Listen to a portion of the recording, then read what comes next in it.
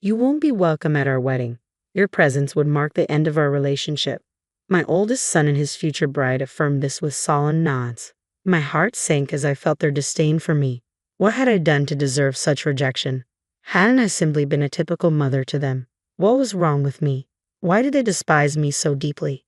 Their rejection felt like a wound I couldn't fathom. I couldn't comprehend their animosity towards me. They must truly loathe me to bar me from their special day.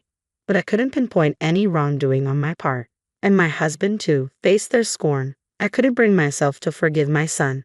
How could he treat me with such disrespect after all I had done for him?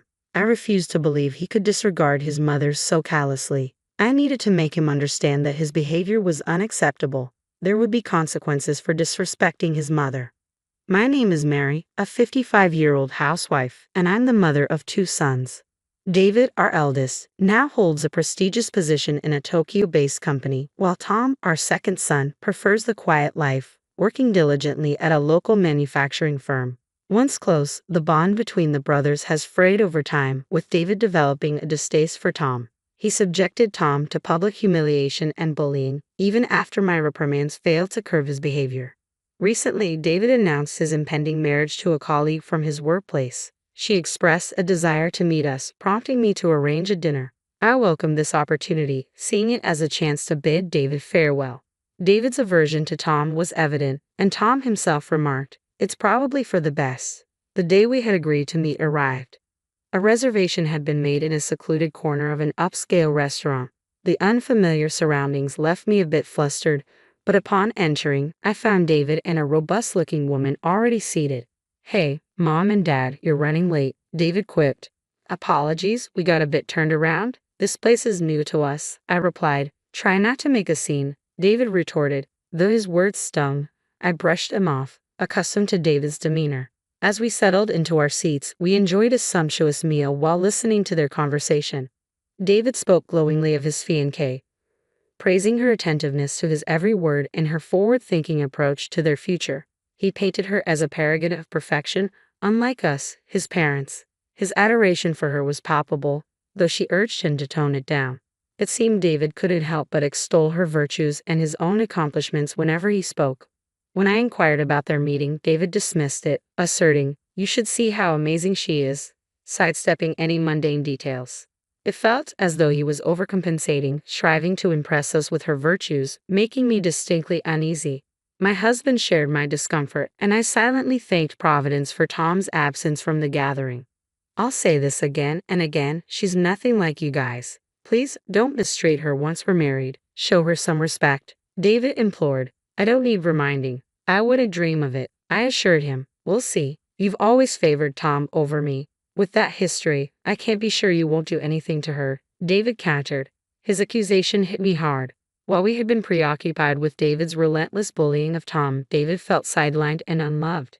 Tom had endured David's torment since childhood, and as any parent would, we tried to alleviate his distress. When I pressed David for reasons, his response was simple: "Because I didn't like Tom." Unable to bridge the gap, the issue remained unresolved. I hadn't realized David perceived our actions as favoritism towards Tom, but I chose not to challenge him, unwilling to escalate the tension. The strained dinner concluded without incident, but it was clear our underlying issues remained unresolved. "Getting up there in age, aren't you?" David remarked casually. "No need to fret, we'll look after you too." David had unilaterally decided that he and his wife would move in with us after their wedding, seemingly with her blessing. She chimed in, "You have another son who won't rely on you forever, right? I'll take care of him." The notion unsettled me deeply. While Tom did reside with us, it was out of genuine care and not entitlement.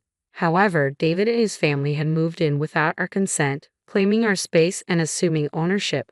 "Why don't you tend to the garden, Tom?" David urged. "I have work," Tom replied. "You're unemployed. Get to it," David retorted.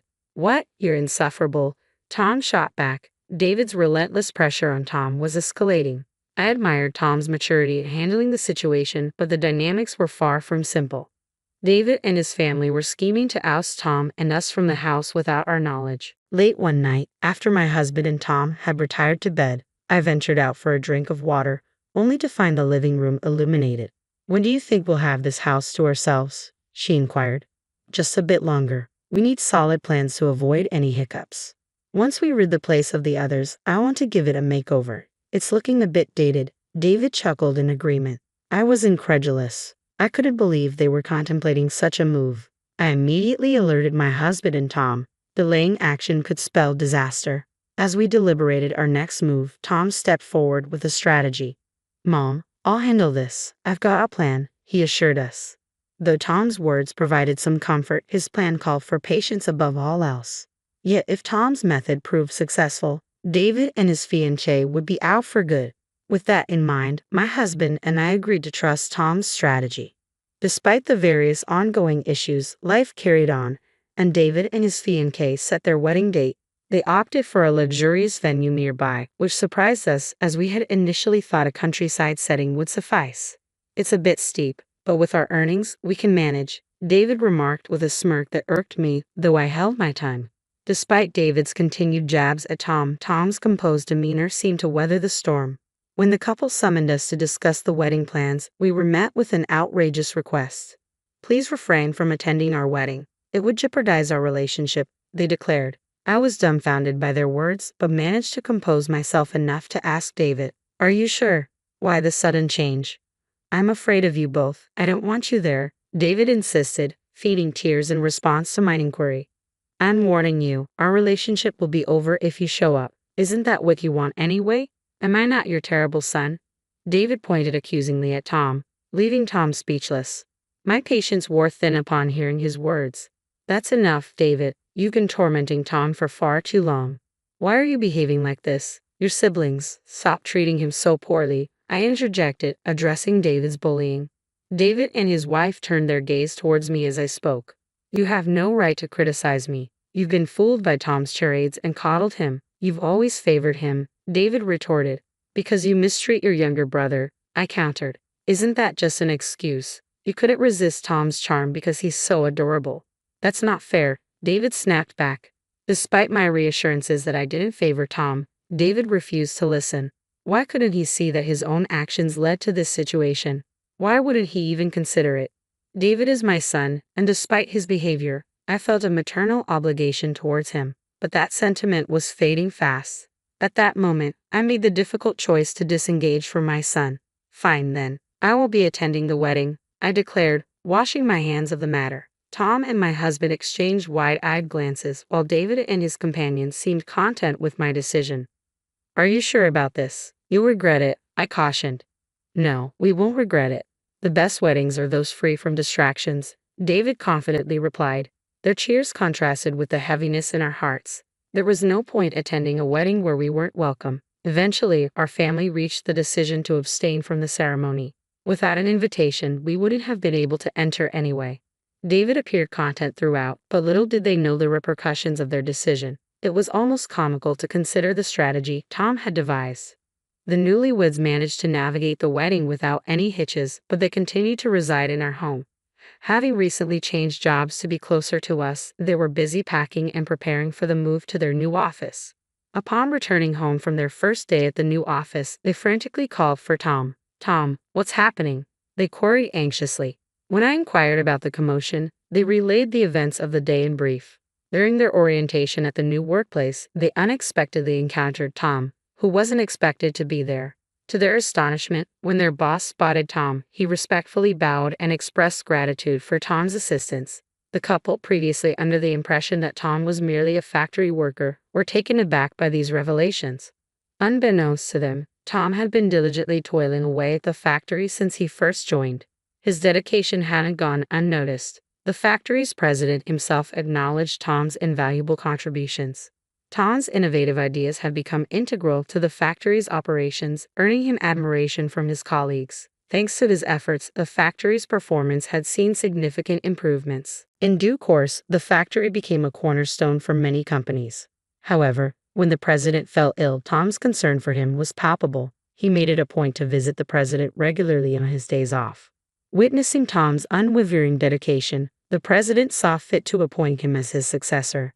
Tom, feeling overwhelmed by the responsibility, initially declined, saying, "I'm not capable of such a role." Yet the president remained resolute. With the encouragement of his peers, Tom eventually assumed the presidency. Under his leadership, the factory's performance soared to even greater heights. Tom's amiable nature, coupled with the trust he garnered from his employees, as well as his astute leadership, earned him widespread admiration. Today, the factory is relied upon by companies across Japan, and Tom's name is recognized even by major corporations in Tokyo. On this particular day, Tom was visiting the company for a client meeting, nothing more. However, the couple, unaware of Tom's elevated status, felt unsettled by the deference shown to him. "You always find a way to deceive us," David accused, seizing Tom's arm. "If only you had been honest with us, we wouldn't have reacted this way. Why didn't you tell us?" David's wife dissolved into tears on the spot. Tom's nonchalant demeanor was almost ironic given the circumstances. "I reached the top through my own efforts, that's all there is to it, so why all the anger?" he remarked casually, his expression unfazed. David's ire seemed to intensify at Tom's composure, prompting him to raise his voice. "Don't you dare act indifferent towards me." Yet Tom remained composed as he addressed David. "There's something else I want you to hear. It might be the most important thing for you." Through some effort, we managed to calm David and his wife and coax them into taking a seat. Tom, having retrieved something from his room, returned and began to narrate the story. "Firstly, take a look at this," Tom announced, spreading several photographs across the table. They depicted David's wife alongside a man in elegant attire, unmistakably capturing scenes of her infidelity. David's reaction was immediate. He erupted into shouts while his wife trembled, unsure of how to respond. "She's soon to be my sister-in-law, so I did some digging beforehand, and this is what I found," Tom explained calmly, gesturing to the incriminating evidence. "With this much evidence, there's no denying the truth," he added, prompting David's wife to bow her head in remorse. "I'm sorry," she murmured, her voice filled with genuine regret. David, grappling with the shock of the situation, could only stare in disbelief. This is the consequence of not looking beyond the surface of a person. "Nobody is perfect," Tom remarked with a laugh, eliciting giggles from the rest of us. David, overcome with despair, sank to his knees, the room falling silent save for his wife's earnest apologies. Ultimately, David and his wife went their separate ways, their marriage dissolved by David's unforgiving stance on infidelity. When it came time for his ex-wife to pay alimony, she found herself in a state of panic, relying on her parents' financial support to meet her obligations. Yet even this wasn't enough to mend the deep wounds inflicted upon David. Overwhelmed by the shock of the divorce, David chose to resign from his job. Since then, he has retreated into seclusion, rarely emerging from his room except to grab a meal. However, whenever Tom was around, David would recoil in fear, as if haunted by the memory of their confrontation. It appears that since that incident, David has developed a fear of Tom. The family had deliberated extensively on what to do about David. Ultimately, they reached a unanimous decision to sever ties with him in the near future. It pained them to contemplate such a drastic step, but David's selfish behavior left them feeling unable to forgive him. Several months later, David was ousted from the household. In his final moments there, he pleaded for forgiveness. But by then, he no longer seemed like family to them, and his expulsion felt like a natural consequence. Meanwhile, the remaining 3 members of the family now enjoy a carefree existence without anyone hindering their peace. Though her husband has retired, they face no financial struggles, thanks to Tom's hard work. She harbors a deep desire to ensure Tom's happiness and security for as long as she lives. Tom is set to tie the knot soon with his longtime girlfriend, a colleague from their workplace. Their relationship has flourished over several years, and the prospect of her precious son's wedding fills her with anticipation and joy.